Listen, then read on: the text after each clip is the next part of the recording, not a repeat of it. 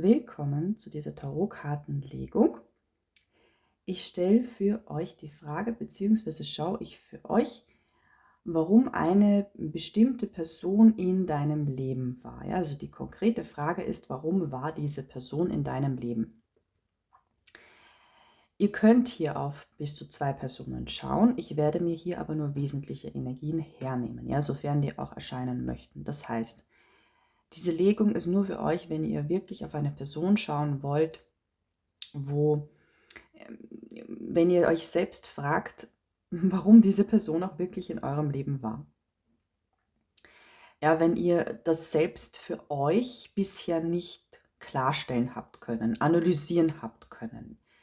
Wenn ihr euch denkt, das war wirklich unnötig und gleichzeitig sollten hier aber nur wesentliche Situationen erscheinen. Ja, also wenn das wirklich eine Person war, die einen großen Effekt auf euch hatte bezüglich eures Wohlbefindens, eures ja, gefühlten Schicksals, die einen großen Einfluss auf euch hatte oder auf eure Persönlichkeit, auf euer Leben, da wo wirklich etwas Gravierendes passiert ist. Es kann auch nur emotional gravierend gewesen sein.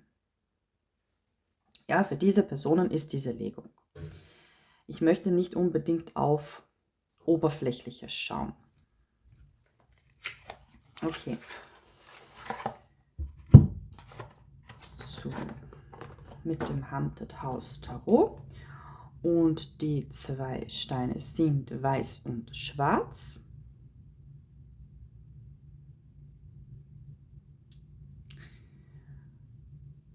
Für diejenigen, die es interessiert, das ist ein Hovlit und das ist ein schwarzer Labradorit. Sehr, sehr schöne Steine. So, schauen wir mal, welche Energien hier erscheinen wollen. Ich glaube, ich werde mir hier wieder ein paar Karten vorab hinlegen. Ihr könnt euch einstweilen noch die Steine anschauen, in Ruhe überlegen, welche Person ihr welchem Stein hinzufügt. Und es kann sein, ja, dass ich zum Beispiel über die Personen nicht erwähnen werde, dass irgendwie eine Art Liebesbeziehung oder Liebesgefühle inkludiert waren. Also, dass ich das nicht erwähne, ja, und trotzdem kann das aber sein. Also ich schaue hier, das ist eine Legung über die Selbstreflexion. Ich schaue hier gezielt nicht auf die Liebe, aber es kann auch die Liebe erscheinen. Für euch persönlich, pro Stapel, ja, wenn alles stimmt, was ich sage, oder wie ihr wisst, 80% Resonanz sind ganz gut, ja. Und es war eine Liebesverbindung oder es waren Liebesgefühle dabei, dann denkt sie euch hinzu. Ja, nur wenn ich etwas nicht erwähne, heißt es nicht, dass es nicht auch zum Resonieren, zum Filtern für euch wichtig wäre. Und umgekehrt auch, also es kann auch sein, dass ich sage, ja, hier war eine Liebesverbindung, hier waren Liebesgefühle und ihr sagt, das stimmt alles auf diese Person bezogen, außer das mit der Liebe, die Aussagen mit der Liebe, dann lasst das weg. Okay, Person Nummer 1, weißer Stein.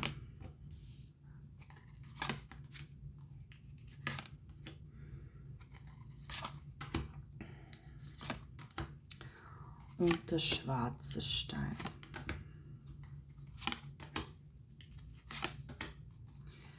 So, das sind hier fehlen noch eine Karte bei Weiß, eine Karte bei Schwarz. Das sind jetzt 6 Karten zum Filtern oder zum Beschreiben und ja, für euch zum Filtern. Schaut sie euch nochmal an, die Steine. Vielleicht fühlt ihr euch auch nicht im Stein, sondern einfach den Karten bereits irgendwie, auch wenn ihr sie jetzt nur von hinten sehen könnt, zugetan. Okay.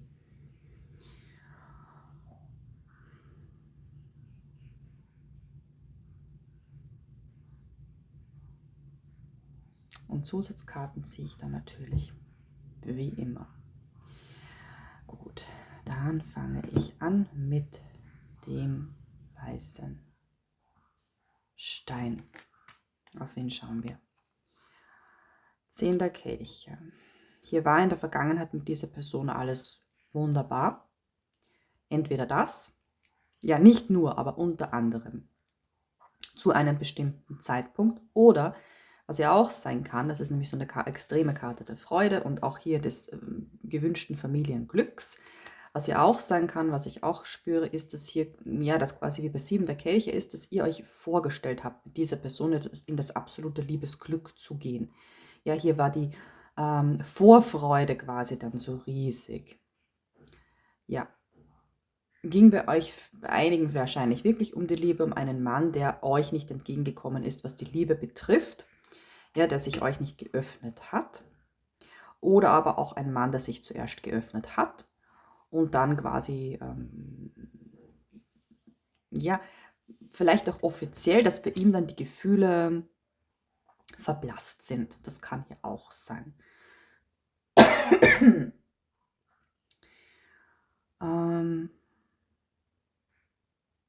Nicht auf die Liebe geschaut, was ich ja eigentlich will, ist quasi selbiges ohne Liebe, sprich, es war zuerst Sympathie, die Person hat euch viel versprochen und dann fühlte es sich für euch so an, als ob euch die Person ein Messer in den Rücken rammen würde. Was haben wir denn hier? Eremit, ja, kann sein, dass sich die Person dann zurückgezogen hat. Die Person, der Mann, hat sich zurückgezogen, ja. Hat euch den Rücken zugekehrt, wie wir das hier auch auf dem Bild sehen. Muss gar nicht eine böse Intention gewesen sein, ja. Hat sich für euch vielleicht schlimm angefühlt, aber von der Person ausgehend, ja, sie ist einfach einen anderen Weg gegangen. Okay. Der Turm, ja, für euch war das ein Zusammenbruch. Der Mond.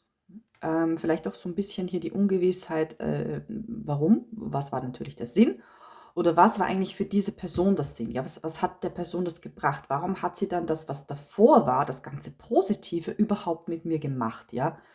Oder mir versprochen? 9 der Stäbe, das passt auch so super hinzu. Das ist so eine Karte der kurz vor der Zielerreichung sein, ja. Das heißt, es war wirklich für euch war das eigentlich ganz klar, mit dieser Person wird alles wunderbar. Kann auch zum Beispiel eine Freundin sein, mit der sehr viel geplant worden ist. Eine beste Freundin, eine gute Freundin. Da war geplant, dass ihr eine WG gründet und dann ist sie einfach weg. So.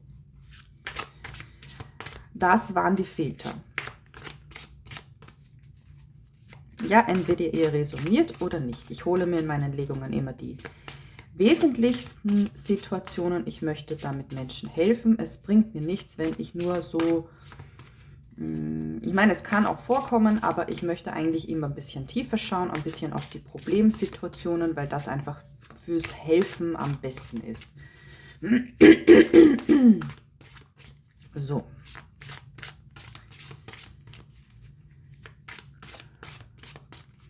Hauptfrage, warum war diese Person in deinem Leben? Ja, warum war sie in deinem Leben? Ja, für dich, was hat dir das im Endeffekt gebracht? Was für einen Sinn hatte das? Quasi auch so ein bisschen aus höherer Sicht, aus Sicht des Universums. Okay, schauen wir mal. 4 der Stäbe. Also als mit dieser Person alles wunderbar geklappt hat, hat dir das auch viel gegeben. Du hast dich wohlgefühlt, ja. Auch wenn es nur diese Vorfreude eventuell bei einigen war. Und das ist witzigerweise auch immer das Wesentlichste im Leben. Im Moment sich wohlzufühlen. Im Moment die Zufriedenheit. Egal, was sich ändert, ja. Es gibt nichts Kostbareres als die eigene Zufriedenheit im Moment. Es ist auch so, selbst wenn ihr an die Wiedergeburt glaubt, ihr könnt in euer nächstes Leben nichts mitnehmen, außer ja vielleicht ein paar Seelenverwandtschaften, spirituelle Weiterentwicklung und das war's. Deswegen ist es eigentlich am wichtigsten, sich im Moment immer am besten zu fühlen und nicht irgendwas zu erreichen. Ja, kann natürlich auch sein. Manche brauchen Erfolg, manche wollen dies und das tun, körperlich und dann führt es dann auch zum Wohlbefinden. Ja, aber diese Person, als alles mit ihr gut gelaufen ist oder als hier diese,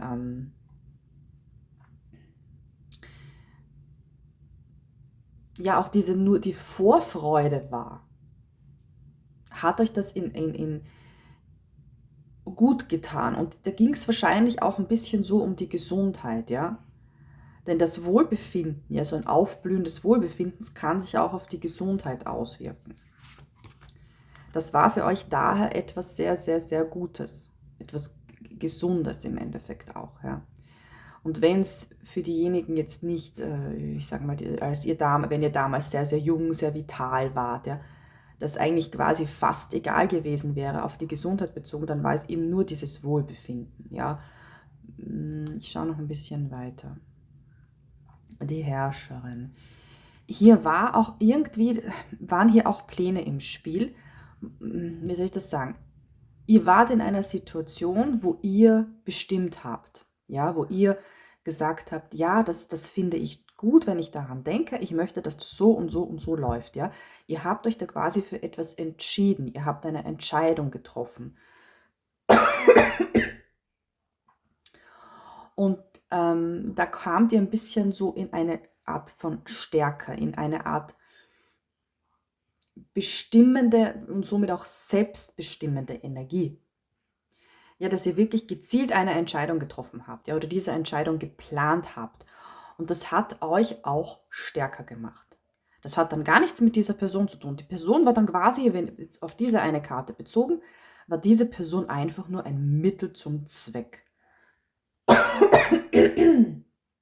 So. Okay. Ja, also die Persönlichkeit und die Selbstsicherheit, Entscheidungen zu treffen, wurde dadurch gestärkt. Und, und auch später dann in der Zukunft selbstbewusst genug zu sein, um eben die auch Entscheidungen treffen zu können. So.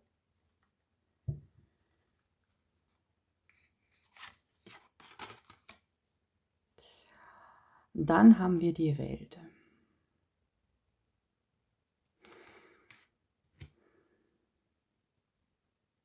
Das ist jetzt für einige vielleicht ein bisschen weit hergeholt, aber dadurch, dass diese Person in eurem Leben war und ihr in diese Energien, in diese zwei Energien unter anderem gekommen seid, ja, hat das euch, eurem Hauptlebensziel, ja, manche Menschen haben mehrere Lebensziele, freiwillig oder auch vom Schicksal her bestimmt,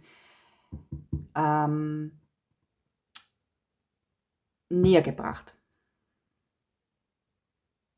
Weil diese Stärkung notwendig war. Und auch die Zufriedenheit stärkt ja auch wiederum den Charakter. Okay, was noch? Oh, also, Ass der Kelche, sehr, sehr schön.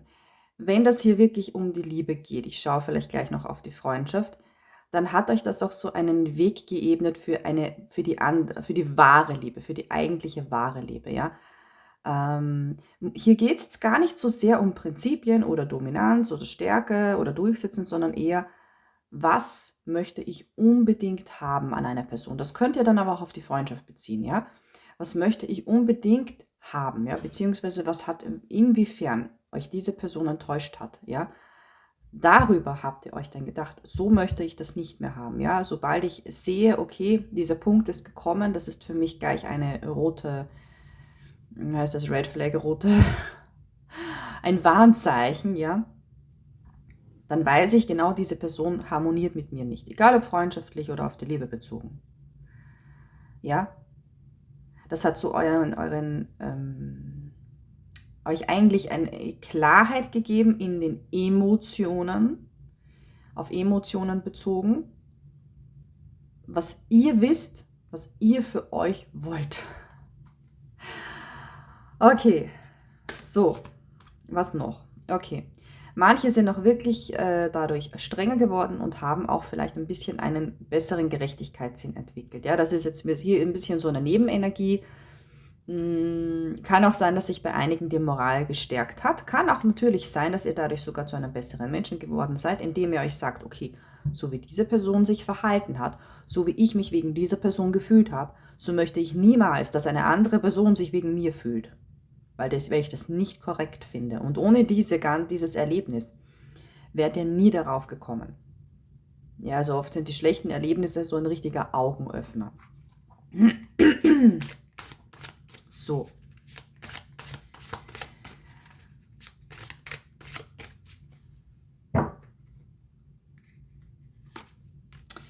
Ich ziehe euch jetzt noch einen Ratschlag, was das Tarot hier noch sagen möchte oder das Universum. Okay.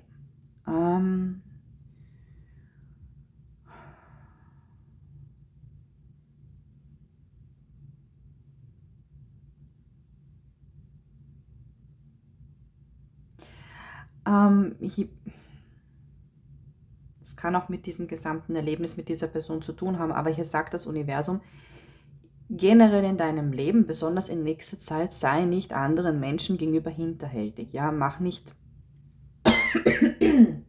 Tut mir leid heute meine Stimme, das ist unglaublich.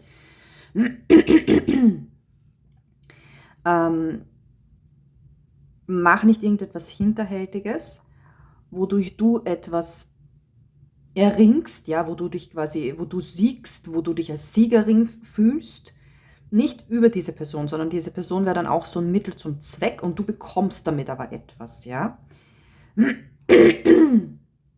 Weil es sein kann, dass dann dass du diese Person erstens mal so richtig verletzt, ja, dass es mit dieser Person einen Streit geben kann. Aber es kann dann auch weiterführende Konflikte geben, ja, nicht nur mit anderen Personen, sondern dass du dich wirklich in eine Zwickmühle bringst, weil du vielleicht dann in eine Art Lügennetz auch verstrickt bist, ja. Hier generell im Leben und vor allem eben in nächster Zeit nicht irgendetwas tun, was eigentlich auch nur dezent, moralisch nicht korrekt wäre, damit du etwas bekommst, wodurch eigentlich du einer anderen Person aber etwas wegnimmst oder vorab wegnimmst.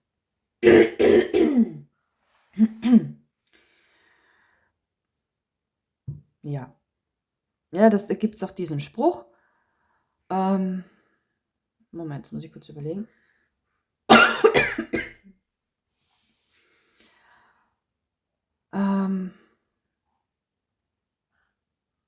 Tue, was du willst, solange du anderen nicht damit schadest. Das ist auch so. Und dann gibt es noch irgendeinen Spruch.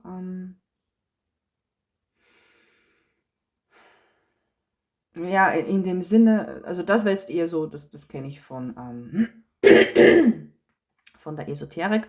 Und dann gibt es aber noch so einen Spruch, mir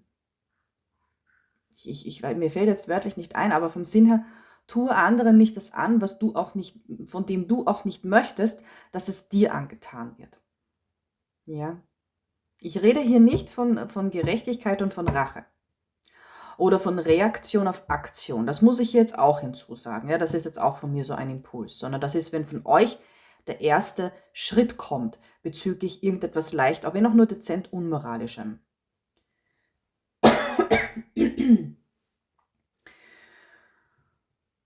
Okay.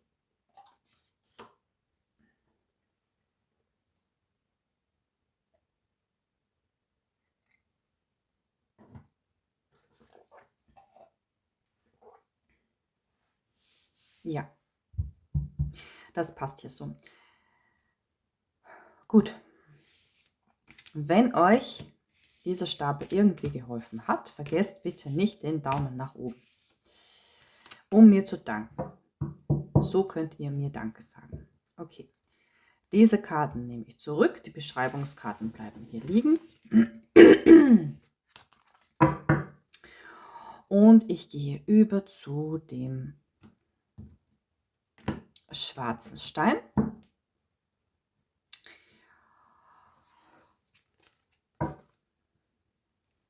Oh, und wir fangen wieder mit einer Zehnerkarte an, ne?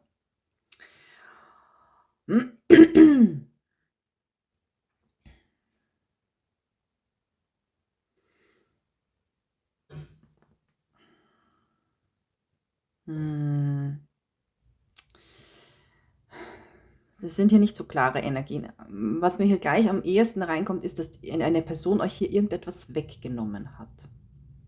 Etwas sehr Wesentliches. Okay. So, 7 der Kelche.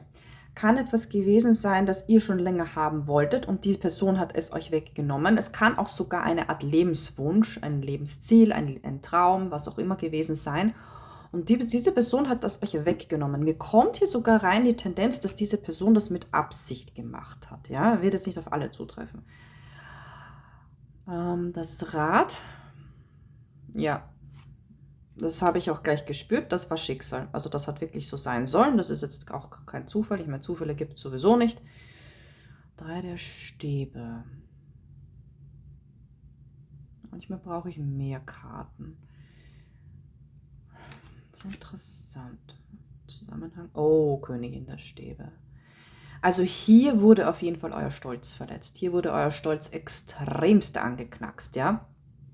Weil euch diese Person, was ihr unbedingt haben wolltet, genommen hat, ja? Und ich habe hier so eine verbissene Energie. Nein, das darf nicht sein. Das darf nicht Schicksal gewesen sein. Die Person darf damit nicht durchkommen. Das darf einfach gar nicht, eigentlich nicht passiert sein. Ja? Das war hier wirklich irgendetwas, was euch wirklich wie ein Messer ins Herz getroffen hat. Es wurden hier Pläne zerstört. Es kann aber auch sein, dass das Ganze hier im Endeffekt euren Lebenslauf gestört hat. Ja? Dass ihr wirklich hier umstrukturieren musstet in eurem Leben. Aufgrund dieser Person.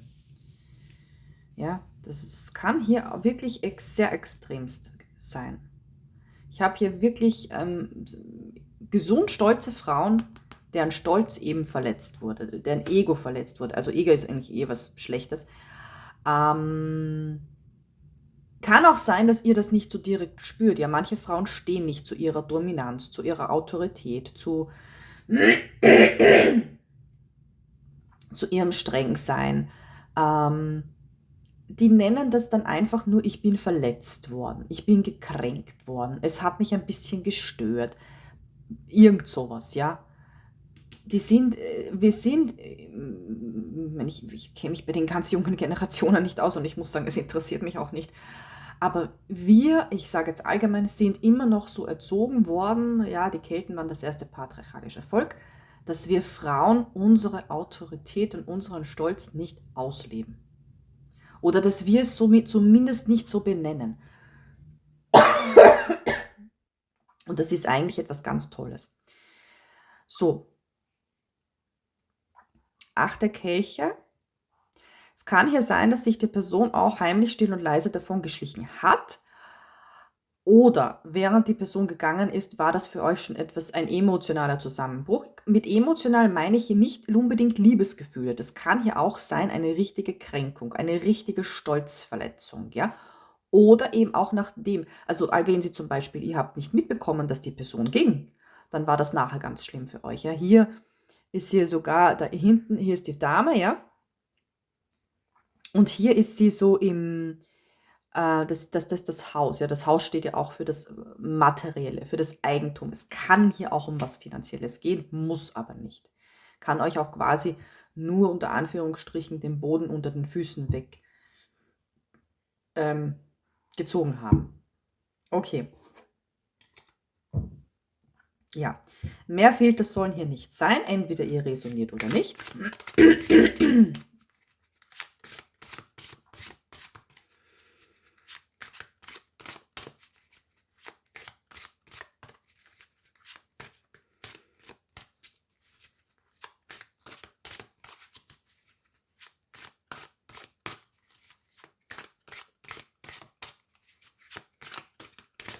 Soderle, Hauptfrage. Warum war diese Person in deinem Leben? Oh. Ritter der Kelche. Die Person, das spricht hier nicht so deutlich mit mir. Ich muss hier manchmal mehrere Karten ziehen. Aber dann kommt das Gesamtbild. 5 der Stäbe. Aha, okay, das bedeutet, was ihr davon lernen habt sollen, ist zum Beispiel, Moment, ich muss kurz schauen, dass das Bild ein bisschen schärfer wird, ja. Wenn es Konflikte gibt mit anderen Menschen, soll euch das nicht so emotional nahe gehen. Jeder Mensch ist in einer unterschiedlichen wie soll ich das halt nennen, in einen unterschiedlichen Zustand, auch bezüglich der spirituellen oder persönlichen, charakterlichen Weiterentwicklung. Ja? Manche Menschen sind in so einer Energie, dass sie mit eurer eventuell sogar ausgeglichenen, positiven Energie nicht harmonieren. Das heißt, sie boxen herum wie Kleinkinder. Ja, es heißt sogar, je mehr kann sein, ja, dass gerade wenn Menschen sehr spirituell sind, sehr ausgeglichen sind, dass die besonders das Ziel sind, zum Beispiel von Mobbing, von Toxität, ich meine damit toxisches Verhalten, von irgendwelchen verbalen Angriffen. Gerade dann, weil das Gegenüber sich so provoziert fühlt, das kann auch alles vom Unterbewusstsein ausgehen, dass das Gegenüber quasi sagt, also dass das Gegenüber eigentlich neidisch ist. Ja, warum, dass ihr in so einem ausgeglichenen Zustand seid. Ja, das ist oft der pure Neid. Es ist auch oft so, weil wir sind alle Energie, das ist Quantenphysik, wir spüren uns alle gegenseitig. Was eben auch zum Beispiel sein kann, ja, dass gerade wenn eine Person, ja, oder ich sage mal für mich persönlich, moralisch korrekt ist das jetzt eigentlich nur, wenn ich hier jetzt eine Frau als Beispiel nenne. Wenn eine Frau, ja, generell von ihrer Energie her und vielleicht auch vom Verhalten her, aber das weiß das Gegenüber noch gar nicht, von ihrer Energie her, ja, eine Autoritätsperson ist, streng ist, dominant ist, ja, und das ist jetzt nicht irgendwie verbissen aufgesetzt oder vielleicht sogar gelernt, sondern das ist ihr wahres Ich. Das kann sogar im Sternzeichenradius liegen. Das ist das gesamte Charakterbild der Astrologie sozusagen.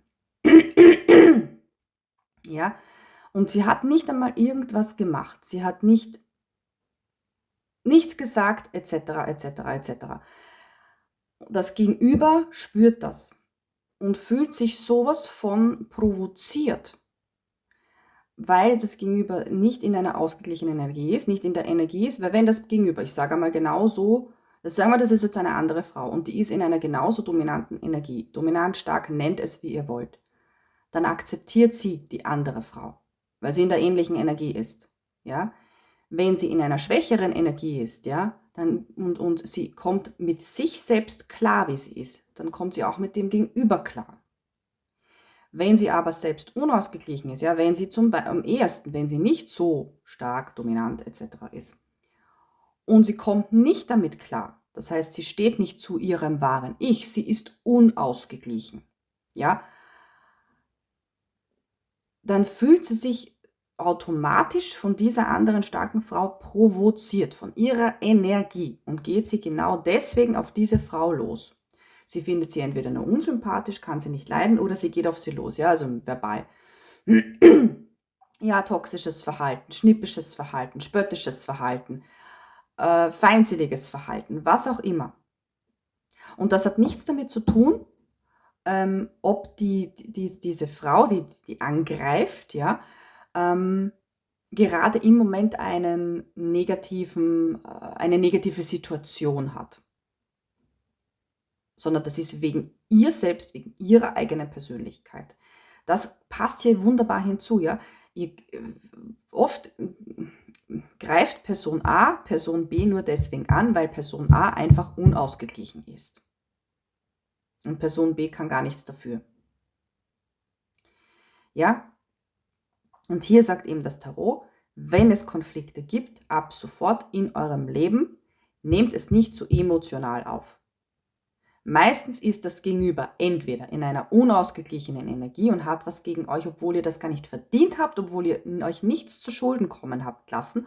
Was auch natürlich sein kann, ist, dass einfach ihr beide tatsächlich gar nicht harmoniert. Aber meistens, ich sag mal, ein Mensch, der sozial und moralisch korrekt ist, lässt dann das Gegenüber trotzdem in Ruhe und streitet nicht, ja, greift es nicht an. Wenn das nicht der Fall ist, sondern es ist jetzt hier kein Angriff in Zukunft, ja, oder generell, es ist kein Angriff, sondern es gibt jetzt zum Beispiel eine Diskussion über egal was, privat, beruflich, und beide sind sich nicht einig, werden sich nicht einig, ja, dann muss es gar nicht sein, dass eine Person von beiden in einer unausgeglichenen Energie ist, sondern dann kommen eben beide nicht zusammen, weil sie zum Beispiel Von ihren Charakteren her kann auch der Grundcharakter sein, ja, Sternzeichenradius von der Astrologie, dass die beiden einfach gar nicht harmonieren. Und selbst dann ist es so, wie es ist. Und ihr könnt nichts dafür und ihr könnt es nicht ändern. Das heißt grundsätzlich eigentlich fast immer, ja, wenn es einen Konflikt gibt, nehmt ihn nicht zu emotional auf. Ich wollte jetzt schon fast sagen, nicht persönlich. Es ist persönlich, aber fasst es nicht zu emotional auf, ja. Es kann auch helfen, ein bisschen so das Leben wie eine Art Puzzle zu sehen, ja. Okay, da ist jetzt ein Konflikt, da ist jetzt ein Problem. Wie kann ich das lösen? Ganz rational betrachtet, wie kann ich das lösen? Ja, das ist dann fast wie etwas aus der Vogelperspektive zu sehen, sodass es nicht zu persönlich genommen wird. Okay, schauen wir weiter. Oh, wie schön. Hier die Närrin. Ja, das ist ja sogar das Titelbild. Die Närrin ist das hier. Den haben wir hier. Ah, das ist der König der Stäbe hier. Ich habe noch gar nicht so direkt drauf geachtet. Okay. So. Ah, jemine. Jetzt spinnt der Fokus schon wieder. So, die Närrin.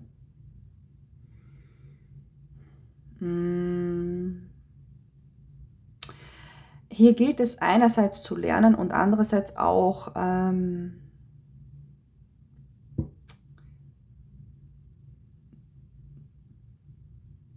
damit weiterzumachen, ja, entweder oder, dass ihr jederzeit, wenn ihr zum Beispiel euch gekränkt fühlt, wütend seid, in eurem Stolz verletzt seid, aufgrund einer anderen Person, ja, und deswegen einen Akt gemacht habt oder irgendetwas gesagt habt, könnt ihr euch immer denken, okay, diese Person hat mich dazu gebracht, dass ich das sage. Sie ist selbst schuld. Es war eine Reaktion auf eine Aktion.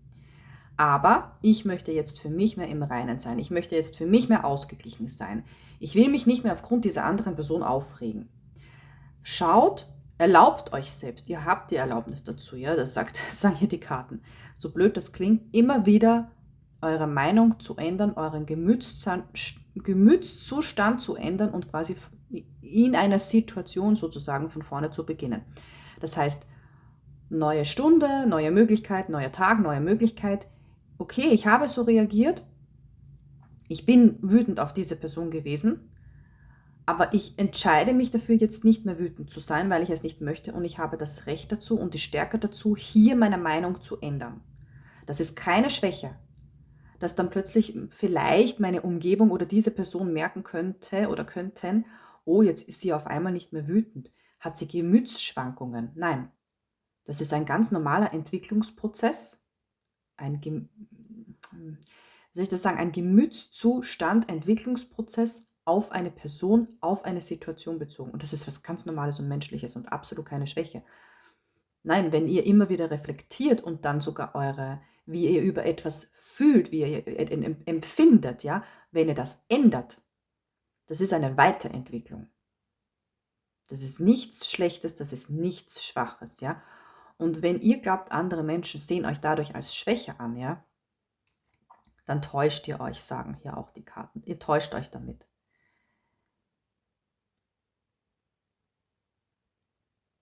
Weil gerade auch, das habe ich schon ein paar Mal gesagt, gerade Menschen, die schlecht über euch denken, sind es nicht wert, dass ihr euch nach ihnen richtet.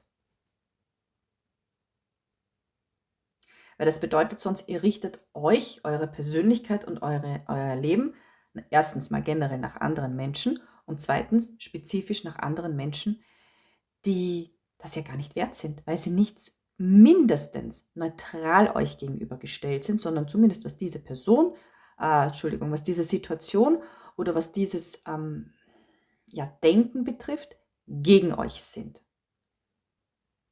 Auch wenn sie sonst positiv sind, das macht nichts.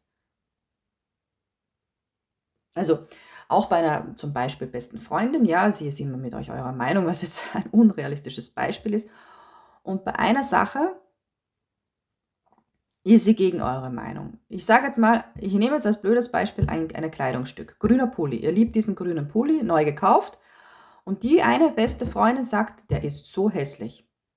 Und ihr denkt darüber nach, holt euch vielleicht auch die Meinung von anderen und kommt darauf, nein, ich liebe diesen Pulli.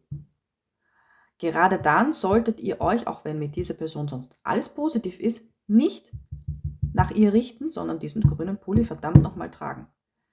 Ja, weil ihr das für euch so entschieden habt und wenn diese Person auf diesen grünen Pulli negativ bezogen denkt, dann sollte zumindest auf diesen grünen Pulli diese Person, sollte euch die Meinung dieser Person darauf bezogen egal sein.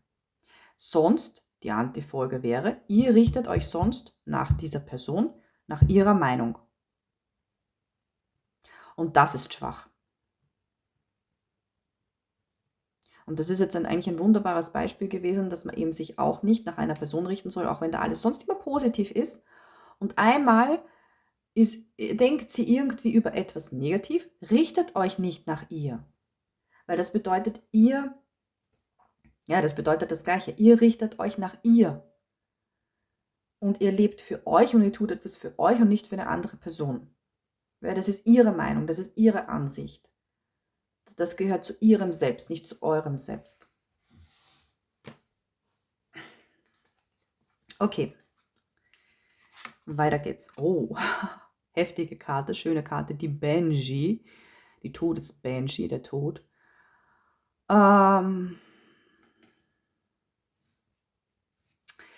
Weil euch diese Person hier emotional so aufgewirbelt hat, ja, um das jetzt ein bisschen vielleicht mal milde für einige wahrscheinlich ausgedrückt zu sagen, solltet ihr auf diese Person bezogen lernen, generell, weil ihr jetzt wisst, okay, ich bin hier durch einen Prozess gegangen, aufgrund dieser Person ein emotional stark aufwirbelnder Prozess, ja. Also weiß ich jetzt für mich, für die Zukunft, jeder Mensch, der mich in so einer Energie oder in so eine ähnliche Energie wieder bringt, den lasse ich emotional viel schneller los, nachdem das passiert ist, was auch immer passiert ist. Ja, dass ihr viel schneller quasi etwas beendet, euren emotional negativen Zustand beendet, aufgrund dieser anderen Person, für euch selbst. Ja, in der Zukunft einfach sagen, diesen emotionalen Zustand möchte ich nicht mehr durchmachen. Also das, was passiert ist und wie ich mich fühle, kann ich ja nicht ändern. Aber die Folge, ja, dass ich jetzt nicht nur, wie soll ich sagen, ein paar Tage wegen einer Person mich schlecht fühle etc., sondern wochenlang, monatelang, ja, vielleicht sogar schlimmstenfalls jahrelang. Dass ich davor schon sage oder früher sage, jetzt ist Schluss, ich fühle mich jetzt nicht mehr schlecht wegen dieser Person. Vielleicht müsst ihr ein bisschen früher reflektieren, ja, mit Brainstorming, Liste, das heißt, man nimmt sich einen Zettel, schreibt lauter Stichwörter auf, das nennt man Brainstorming, dass das einfach, das ist oft gut zum Analysieren, zum Reflektieren, dann wird es richtig durchgegangen im Kopf, richtig analysiert und das und das und das und das und das. Ihr entscheidet euch für was auch immer, wie ihr das auch immer sehen wollt, was ihr auch immer für Konsequenzen deswegen habt und dann ist Schluss damit. Dann Ende. Ende mit dem Emotional. Es kann sein, dass euch dann natürlich im Laufe der Monate oder auch nur Wochen ein bisschen noch so Fakten oder wie soll ich sagen, sowas rationale Eingebungen reinkommen. Okay, das kann ich ja noch machen, das kann ich ja noch machen, ja. Vielleicht um mich auch besser zu fühlen oder vielleicht muss ich noch irgendwas organisieren, aber dass das Emotionale früher abgelegt wird.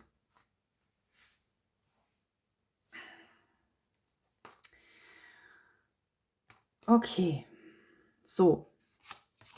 Letzte Karte. Oh, ich habe gesagt, das kann hier auch, ich habe das, hier gesagt, oder? War das hier? Wartet mal kurz. Oh, ich weiß gar nicht mehr. Aber egal, jetzt kommt es mir rein. Wenn es hier um das Finanzielle geht, dann war es auch hier eine Lernaufgabe, nicht so schnell zu vertrauen, was Geld betrifft. Ja, Geld ist eigentlich etwas Unemotionales, aber wenn wir diesbezüglich betrogen werden oder wir finden zumindest irgendetwas ungerecht, dann geht das ganz schön stark ins Emotionale, ja, weil es trotzdem ein Diebstahl ist Diebstahl. Ob das jetzt Geld ist oder ob mir jetzt jemand zum Beispiel meine geliebten Tarotkarten stiehlt, das ist natürlich extremst aufwirbelnd, ja, das ist inakzeptabel, das ist böse, macht man einfach nicht, ja. Auch wenn es nur Geld ist, es ist nie nur Geld, ja, da ist immer was Emotionales mit verbunden, eigentlich auch wenn es das Geschäftliche ist, ja, mit einer Firma, als Kundschaft, am Arbeitsplatz. Es ist eigentlich immer was Emotionales verbunden, weil wir einfach viel für das Geld normalerweise machen. Ja, wir müssen dafür arbeiten im Normalfall. Und deswegen ist das natürlich dann was ganz, ganz Schlimmes. Ja, oder auch Geld ist nicht nur mittlerweile, es ist ja eigentlich auch Überleben, ja, wir haben eine Behausung, wir haben Essen davon, aber es ist auch Luxus, ja, und Luxus, ja, kann ich mir jetzt einen Swimmingpool leisten im Garten, dann kann ich mir einen Whirlpool leisten, kann ich mir ein Haus statt einer Wohnung leisten, etc. Das fügt auch hinzu, das trägt auch zum Wohlbefinden bei. Ja, und das Wohlbefinden trägt wiederum zur Gesundheit bei. Ja. Also Geld, können wir sagen, hat tatsächlich was mit Überleben zu tun, und auch, wie lange wir vielleicht leben und ja, ob wir vielleicht früher sterben, weil einfach dieses Wohlbefinden, das wir uns leisten können, also die Gegenstände, die wir uns leisten können mit Geld, die zum Wohlbefinden beitragen, das trägt wiederum zur Gesundheit bei. Das ist gar nicht so weit hergeholt. Ja, meistens, nicht immer. Ne? Es kann auch ein komplett reicher Mensch mit 20 eine Krankheit bekommen und daran sterben. Und es kann ihm nicht geholfen werden, nicht mit all dem Geld der Welt. Ist möglich, natürlich. Er hat es tausendfach schon gegeben. Ja, wenn es hier ums Finanzielle geht. So.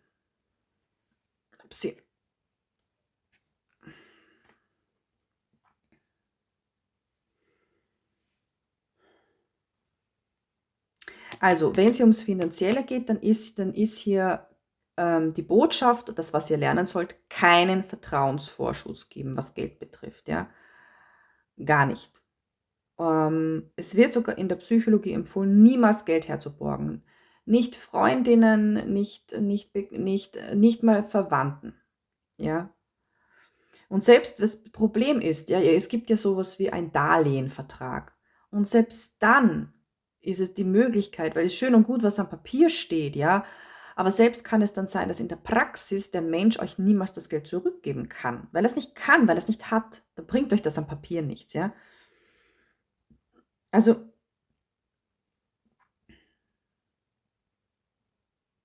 hier sagen die Karten, borgt nur Geld her, wenn überhaupt, wenn ihr damit rechnen könnt, dass ihr es nicht mehr wiederbekommt. Ja, deswegen macht man es nicht, aber trotzdem sagen das hier die Karten. Okay, ich schaue noch, wenn es nicht ums Finanzielle geht. Stabilität.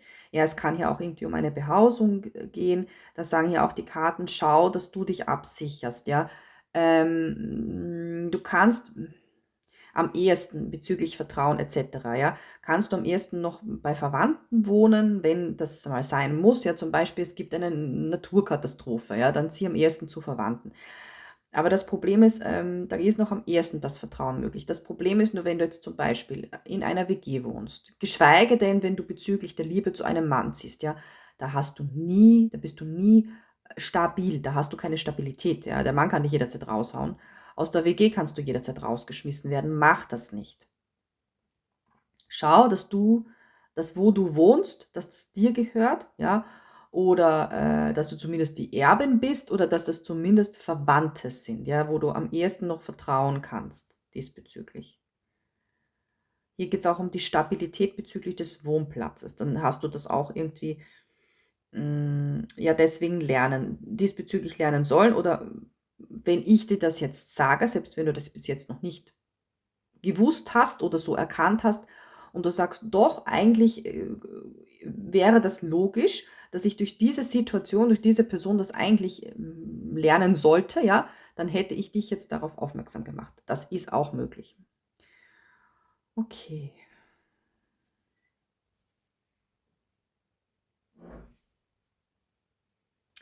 Und ansonsten, ich meine, das ist natürlich immer schwierig, ja. Was ja auch sind hier Gegenstände. Schau, dass du dort besser auf deine Gegenstände aufpasst, ja. Wir können natürlich nicht alles in unserem Haus zum Beispiel in Safe sperren, ja, das geht ja gar nicht, ja. Aber es ist, ich weiß nicht, wo ich da jetzt anfangen soll. Beispiel jetzt, meine Tarotkarten habe ich auch ja, in so einer Schachtel drinnen. Die würde ich nie so herumliegen lassen, ja. ich hätte Angst, dass sie wer aus Versehen nimmt. Ich weiß nicht, ich bin da ein bisschen paranoid, weil die mir sehr viel wert sind. Ich hätte Angst, dass, ich weiß nicht, ein Haustier irgendwie was kaputt macht oder so, ja. Deswegen verwahre ich sie. Und ihr könnt auch oft etwas vor anderen ja, verstecken und euch damit quasi absichern, indem ihr den Gegenstand eben wörtlich versteckt, ja, in einen Kasten reingeben, muss nicht mal versperrt sein, in eine Schachtel reingeben, einfach nicht sichtbar liegen lassen. Zumal wenn ihr etwas sichtbar liegen lässt, dann ist es ja meistens dann auch irgendwann staubig, ja, also das soll ja überhaupt mit gewissen Gegenständen nicht gemacht werden. Ja, wir haben nicht umsonst Kommoden oder so Kästen, Schränke, ja, das ist ja auch damit der Staub eben, damit da nicht so viel Staub raufkommt. Also wirklich ein bisschen so weg von der Sicht von anderen Menschen oder etwas, es ist hier wichtig für einige zu hören oder zum Beispiel, wenn ihr zum Beispiel Bargeld zu Hause habt, ja, ähm, und ihr habt jetzt zum Beispiel, ich weiß nicht, versteckt das zwischen Büchern, versteckt das in einem Buch oder wenn ihr ein Schmuckkästchen habt, und das ist leicht zum Aufheben dann oder irgendwie eine Oberfläche, die ist leicht zum Aufheben,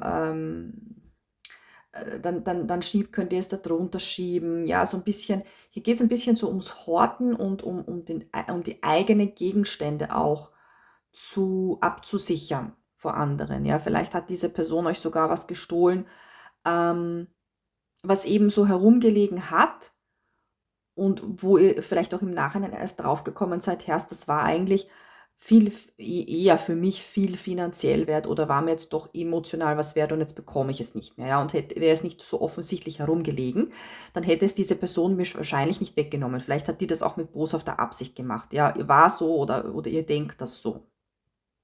Und das kann eben vermieden werden, indem Gegenstände nicht einfach so herumgelegen lassen. Es schaut ja auch nicht schön aus, wenn das so herumliegt, ja. Das ist ja auch ein Mitgrund, etwas in einen Schrank zu tun, damit es einfach nicht alles herumliegt. Ja, also das ist ein bisschen, ja, weil in manchen Ländern, in manchen Kulturen gilt das vielleicht als normal, aber wo ich herkomme, gilt das als unzivilisiert. Ja, das finde ich ist, wir haben das. Ich schätze mal, es wird in ganz Österreich und Deutschland so sein, ja. Oder Schweiz, je nachdem. Also finanziell, materiell, Gegenstände, hier ein bisschen mehr darauf aufpassen, ein bisschen weniger Vertrauen geben, ein bisschen mehr horten. Ja, das war hier auch ein Grund. So, ja. Ihr bekommt jetzt hier auch noch einen Ratschlag von mir. Vielleicht kommen hier auch noch ein paar mehr Gründe hinzu, warum diese Person in deinem Leben war.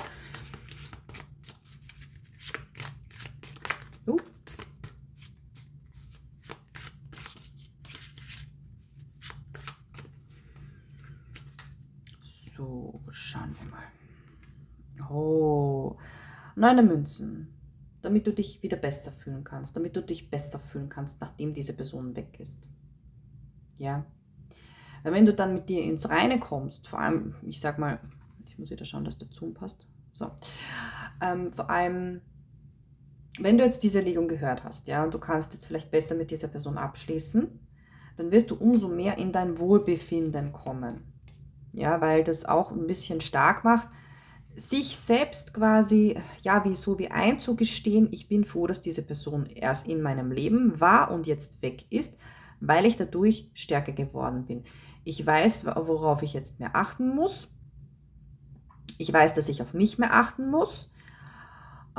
Ich weiß vielleicht, wo ich strenger sein muss. Das trägt eben zur Selbstsicherheit und somit auch zum Wohlbefinden bei, ja. Das ist schlimm, aber es kann ein Mensch ja nicht wachsen und stärker werden, ohne dass er etwas Schlimmes erlebt hat, ja.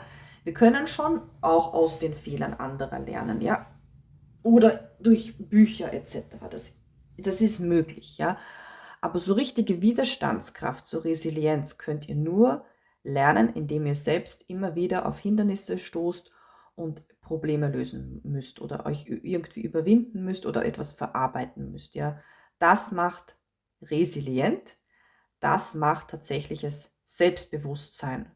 Und Selbstbewusstsein ist für die meisten Menschen sehr wichtig, um sich wirklich wohlzufühlen, ja, für das eigene Wohlbefinden. Okay,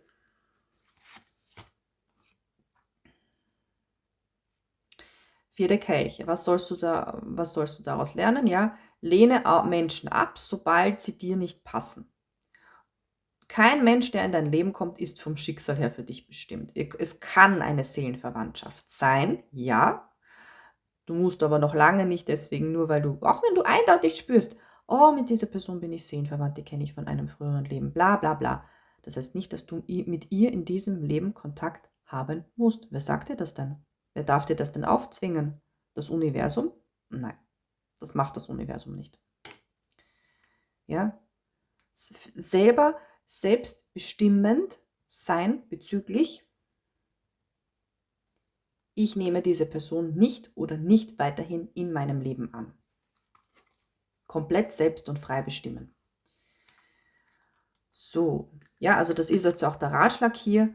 Das solltest du tun, auch in der Zukunft. Das ist jetzt so eine Kombination Ratschlag und was solltest du daraus lernen. So wie ich schon gespürt habe. Okay, oh, wie süß, die kleine Pagin der Kelche. Hier sagen die Karten auch auf die Freundschaft bezogen, lass ein bisschen mehr die Menschen auf dich zugehen, ja. Vielleicht bist du eine Person, die gerne auf andere zugeht, die warmherzig ist, die gerne, ach komm, lass uns befreundet sein, ja. Das ist nicht so gut, das ist auch sowas wie Vertrauensvorschuss geben. Schau, wenn du mit einer Person auf einer Wellenlänge bist, ja, mit ihr harmonierst, egal ob freundschaftlich oder mit der Liebe, in der Liebe, das spüren oft beide ziemlich früh, ja. Und es soll ja auch in der Liebe das Ganze so aufgebaut werden, für eine gesunde Verbindung wie in einer Freundschaft. Ja, da muss Sympathie, da muss charakterliche Sympathie vorhanden sein. Die Charaktere müssen passen, sonst kann das nie harmonisch sein. Ja, sonst könnt ihr niemals in einer glücklichen Verbindung sein. Das geht ja gar nicht. Ihr spürt das Gegenüber spürt das. Und mir kommt es hier rein, als ob hier sehr, sehr Frauen zuschauen, die hier wirklich eben das auf die Liebe bezogen wissen wollen. Oder ja, vielleicht ist es bei euch auch üblich, dass ihr mehr Freundschaften habt oder Bekanntschaften mit eher jüngeren Frauen. Ja, das kann noch ein halbes Jahr jünger sein, das ist egal. Hier sagen auf jeden Fall die Karten, lass eher dein Gegenüber auf dich zugehen. Ja, wenn du jetzt zum Beispiel einen neuen Menschen triffst, das erste Mal, du begegnest ihn und du spürst diese Sympathie. Ja, hab nicht immer du gleich den Impuls, wenn du den richtigen Impuls hast, ohne dich selbst zu zwingen, ja, dann kannst du auf diese Person auch hingehen, also wirklich ein natürlicher Impuls. Zwing dich nicht dazu, vielleicht gehörst du zu diesen Menschen. Eine Zeit lang sich anschauen und es kann sein, dass das Gegenüber auf dich zugeht. Ja, dann ist das Ganze weniger aufgezwungen und dann hast du auch für dich die Sicherheit, okay, die geht auf mich zu. Ich täusche mich nicht, hier ist wirklich Sympathie. Ja, das ist hier die Kernenergie. Lass eher andere Menschen, denen du neu begegnest, auf dich zugehen. Es können hier aber auch kleine Gesten sein, bei Bekannten, bei Freundinnen, bei Verwandten. Ja, gib nicht zu viele kleine Gesten. Das laugt auch Energie aus, wenn du immer so kleine Gesten gibst und es kommt zum Beispiel nichts zurück. Ja, vielleicht hast du oft diesen Impuls, vielleicht gehörst du zu einer Generation, du bist so erzogen, dass du sehr stark in der gebenden Energie bist, in der aufopfernden Energie. Ja, immer mit so Kleinigkeiten, mit kleinen Gefälligkeiten gehst du auf dein Gegenüber zu und tust ihm Gefälligkeiten. Und im Endeffekt bist du nur unter Anführungsstrichen, ja, das ist ja eigentlich was Schlimmes, so erzogen worden. Ähm, und das ist aber gar kein natürlicher Impuls. Und weil du so erzogen worden bist und für dich ist das ganz normal, merkst du vielleicht gar nicht, dass dir das immer ein bisschen so Energie raubt oder dir vielleicht sogar ein bisschen dir deinen Stolz anknackst, weil im Endeffekt dann nichts oder nicht genug vom Gegenüber zurückkommt. Ja? Ich kann es nur nochmal wiederholen, es ist immer schwer, das Ganze mit Beispielen zu nennen oder die Energien überhaupt irgendwie zu benennen. Die zarten Annäherungen, lass sie vermehrt, ab sofort ist circa das zum Dreiviertel, ja, also quasi in 66% der Fälle, lass dein Gegenüber eher auf dich zukommen, ja, mit Ansprechen und mit kleinen Gesten, mit kleinen Gefälligkeiten. Sei ein bisschen weniger entgegenkommend. Das ist hier auch noch der Ratschlag. Puh. Sehr viele Energien heute, sehr viel geredet heute. Ich schaue noch, ob es passt. Ja, das waren hier alle Botschaften, das passt so. Schwarzer Stein, liebe Leute, bitte gebt einen Daumen nach oben, sobald ihr irgendeine einzige nützliche Aussage auch erhalten habt. Ja, dafür ist der Daumen nach oben da, um Danke zu sagen. Um der Person, die das Video hochgeladen hat auf YouTube, Danke zu sagen. Ja, das ist einfach, es gehört sich so. Das gehört sich einfach so. So, ich erwähne es hier nochmal ganz kurz bezüglich eurer Kommentare. Ich lasse alle Kommentare stehen, auch wenn ich nicht, gegenteiliger Meinung bin, was bestimmte Aussagen betrifft. Ja? Nur sobald es für mich persönlich beleidigend wird etc., werden Kommentare gelöscht. Ansonsten könnt ihr schreiben, was ihr wollt. Ja? Es ist jetzt nicht so schlimm, wenn eine andere Meinung geschrieben wird. Zum Beispiel, nein, das ist nicht so, wie du das im Video sagst. Aber ich sage es euch ehrlich, es ist nicht die feine Art. Ja, ich nehme mir hier nicht Zeit und gebe mein Wissen weiter, sodass ich dann in den Kommentaren lese eine Aussage wie so ein bockiges Kind, das mir widerspricht. Das habe ich ehrlich gesagt nicht nötig. Aber ich lasse diese Kommentare trotzdem stehen, weil auch vielleicht andere sich dazu äußern wollen. Ja. Und weil es mich jetzt, wie soll ich sagen, es stört mich jetzt nicht enorm. Ich will mir gar nicht die Mühe machen, dass ich dann extra auf Löschen klicke. Ich sage es ganz ehrlich, wenn es nicht so schlimm ist. Aber es hat schon einige Male etwas gegeben. Und dann merke ich auch, dass die Leute nicht sonderlich aufpassen, dass sie sich nicht das ganze Video anschauen. Weil wenn ich euch Botschaften von den Karten gebe, ja, und ich sage auf einen spezifischen Stein bezogen, hier ist das so und so und so gewesen, auch wenn das allgemein vielleicht nicht logisch ist, ja. Ja, weil ein Mann kann sehr wohl, was war da ein Kommentar, sehr wohl das sexuelle Interesse an einer Frau verlieren, wenn er sie plötzlich extremst unsympathisch findet vom Charakter her, wenn er sie auf einmal nicht mehr leiden kann. Es ist möglich, dass sich das ändert.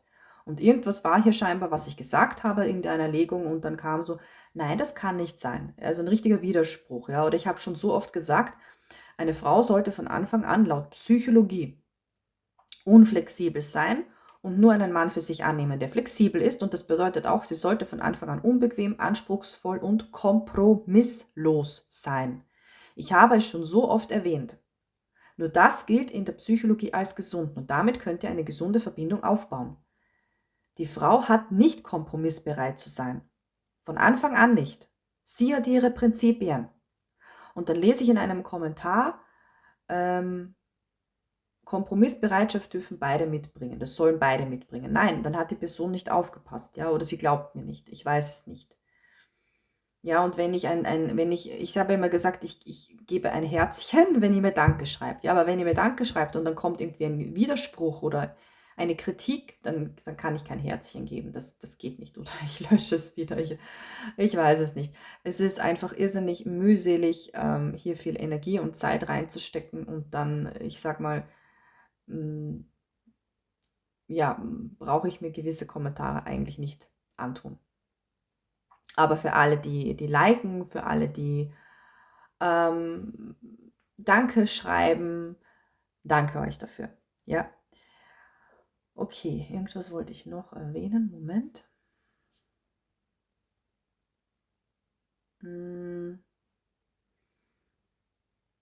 Ah ja, und bezüglich eines Videos, ich weiß nicht, irgendwann habe ich das, glaube ich, schon mal angedeutet. Wenn euch der Titel eines Videos nicht anspricht und ihr denkt euch, das möchte ich nicht haben, ja, dann klickt doch bitte das Video ganz einfach nicht an. Warum klickt ihr ein Video an? Das waren sogar 2 Damen, ja. Warum und die haben auch die eine hat auch das mit der Kompromissbereitschaft geschrieben. Warum klickt ihr ein Video an, wenn ich jetzt das Universum frage, wird es sich für dich ändern, wenn ihr nicht wollt, dass er sich für euch ändert? Dann schaut euch das Video nicht an. Und selbst wenn ihr es anschaut, dann ist das ist doch logisch. Diese Frage wird gestellt, diese Frage wird beantwortet, ja. Und ihr könnt euch natürlich das Video anschauen, aber wenn ihr nicht wollt, dass er sich für euch ändert, dann schreibt mir das bitte nicht in die Kommentare. Ich finde, ich habe das überhaupt nicht in Ordnung gefunden, ja. Es ist wirklich respektlos, muss ich sagen, auch was ich da gelesen habe. Es stehen beide Kommentare noch da, ich lasse sie einfach so stehen. aber es ist nicht in Ordnung. Was ich meine, das Video heißt: „Wird es sich für dich ändern?“ Ich schaue da drauf und dann steht unter dem Video: „Ich möchte nicht, dass es sich für mich ändert.“ Hallo? Schon gar nicht mit über 60. Ja, dann schau dir das Video nicht an oder schreib das nicht nieder. Also, ganz ehrlich, manche haben so eine respektlose und undankbare Art. Und ich hoffe wirklich, dass ab sofort, ich meine, ich muss die Energien herholen, damit ich die Legungen machen kann, ja. Aber vielleicht schaue ich, dass ich in Zukunft das auch einbeziehe, dass nur diejenigen resonieren können, die mir auch neutral oder positiv gegenüber gesehen sind und nicht die solche Kommentare schreiben. Ja, weil ich einfach, ganz ehrlich, ich gönne es Menschen nicht, dass ich ihnen helfe, wenn sie dann mir negativ kommen. Das ist kein Geben und Nehmen. Okay, aber alle, die mir gegenüber neutral sind oder positiv eingestellt sind, ich schicke euch genauso das Positiv zurück. Danke für eure Likes, für eure Abos, für eure Kommentare, für die Buchung der persönlichen Legungen. Sind auch immer möglich über die E-Mail-Adresse. Wenn ihr mir eine Spende zukommen lassen wollt, ebenso über die E-Mail-Adresse. Gut, dann bin ich mit dieser Legung zufrieden, auch mit dem, was ich am Schluss gesagt habe. Manchmal muss auch so etwas in einer Legung erscheinen und erwähnt werden. Ich wünsche euch noch einen schönen Abend oder einen schönen Tag, je nachdem. Alles Liebe für euch, alles Gute für euch, macht's gut und bis zu einer nächsten Legung von mir.